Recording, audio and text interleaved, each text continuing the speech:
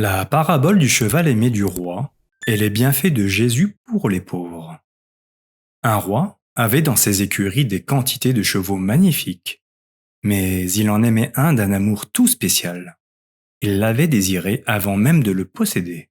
Puis, l'ayant acquis, il l'avait mis dans un endroit délicieux, et il allait le voir, poser sur lui son regard et son cœur, contemplant en lui son préféré, rêvant de faire de lui la merveille de son royaume. Et quand le cheval, révolté contre ses ordres, avait désobéi et s'était enfui chez un autre maître, malgré sa douleur et sa justice, le roi avait promis au révolté le pardon après le châtiment. Fidèle à sa promesse, il veillait de loin sur son préféré, lui envoyant des cadeaux et des gardiens qui rappelleraient son souvenir à son cœur. Mais le cheval, bien que souffrant de son exil hors du royaume, n'avait pas la constance du roi pour aimer et vouloir un pardon total. Il était tantôt bon, tantôt mauvais, mais le bien ne l'emportait pas sur le mal. C'était plutôt le contraire.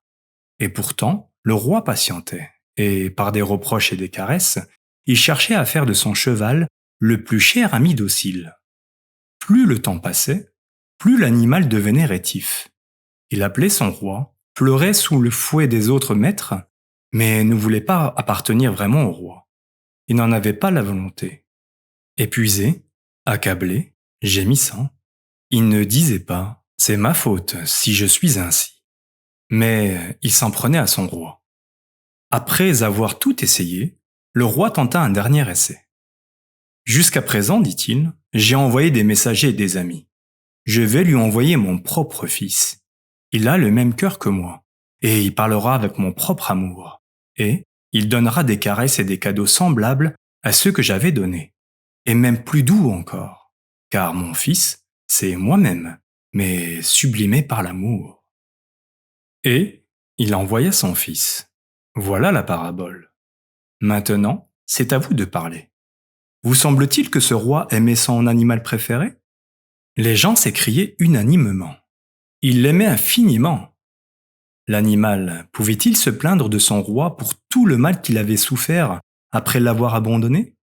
Non, il ne le pouvait pas, répond la foule. Répondez encore à cette question.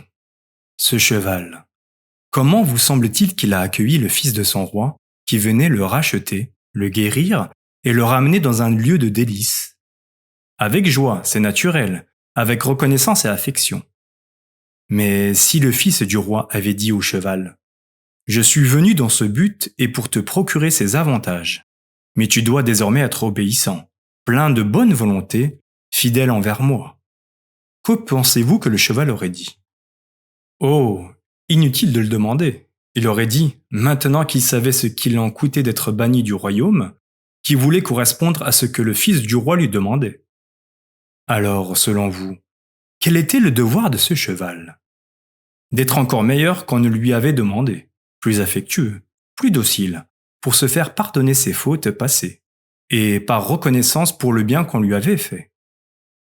Et s'il n'avait pas agi ainsi, il serait digne de mort parce qu'il serait pire qu'une bête sauvage. Mes amis, vous avez bien jugé. Agissez donc vous aussi, comme vous voudriez que ce cheval l'ait fait. Vous, les hommes, vous êtes les créatures de prédilection du roi des cieux, Dieu, mon Père et le vôtre. Vous à qui, après les prophètes, Dieu a envoyé son propre Fils, comportez-vous, je vous en conjure pour votre bien et parce que je vous aime comme seul un Dieu peut aimer, ce Dieu qui est en moi pour accomplir le prodige de la rédemption, comportez-vous au moins comme vous jugez que cet animal doit le faire. Malheur à celui qui, étant homme, s'abaisse à un degré inférieur à celui de l'animal. Mais s'il pouvait encore y avoir une excuse pour ceux qui, jusqu'à présent, ont péché, maintenant, il n'y en a plus. Auparavant, oui, car trop de temps était passé, le monde avait accumulé trop de poussière sur la loi, depuis qu'elle avait été donnée. Je suis venu pour présenter de nouveau la parole de Dieu. Le Fils de l'homme est parmi les hommes pour les ramener à Dieu. Suivez-moi, je suis la voie, la vérité et la vie.